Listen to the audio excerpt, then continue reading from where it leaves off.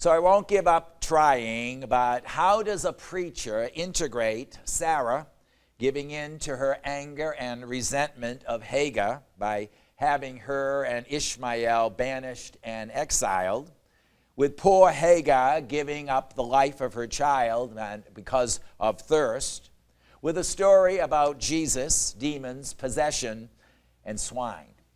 Really? This imbalance echoes, I think, the weather challenge so many of us around the country that we've been experiencing. Too hot, too cold, too wet, too dry. Summer? I'm not so sure. Certainly not so much here in the Northeast. But when we listen to the Word of God, we do not do so out of our own convenience, but trusting that if we do listen to when God speaks, we will hear the message, as subtle and unique as it may be presented. And that, of course, is the test today. In the first reading, as the story of the Hebrew beginnings continues to unfold, once again we're reminded of our human condition. Over and over again in the past week, the experiences of Abraham and Sarah have centered on the interaction of God's will and human weakness, our struggle to trust in God over our own human foibles and feelings. And today is no exception.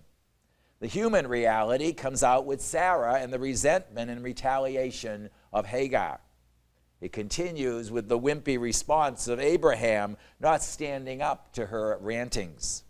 But it ends with a divine reality, as every story in the Bible does, with the good consequences of letting go and placing our destiny in God's hands. Think of the many times in our life when we kept holding on to control and nothing happened. And then, finally giving up by surrendering ourselves to God and God's will, something happens. A resolution happens. Perhaps one we never thought would ever happen. Because God is always with us. Which leads to the pig story in the gospel and another subtle message. It's not surprising that Jesus was confronted by the demoniacs. They knew he was God, and challenging his authority was part and parcel of their character. What impresses me is how they accepted defeat. Wait a minute, we're not going to win this one, so what's the alternative? How about those pigs over there? Let's infest them. Unfortunately, driving them to death. The divine reality offered as a good solution, addressing the plague of the demoniacs in the town and the neighborhood.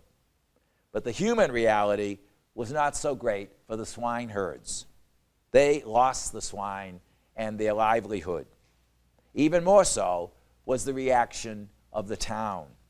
They were so overwhelmed, they begged him to leave their district.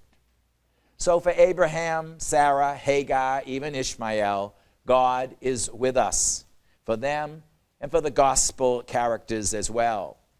Even in what seems the worst of circumstances, or when confronted with pain and hardship, we glean lessons. Like them, when we don't understand what's going on, be it resentment, envy, exile, thirst, demons, or economic or spiritual loss, we must trust in the love and care of the Lord. It's the best choice for us. In fact, it should be the only choice.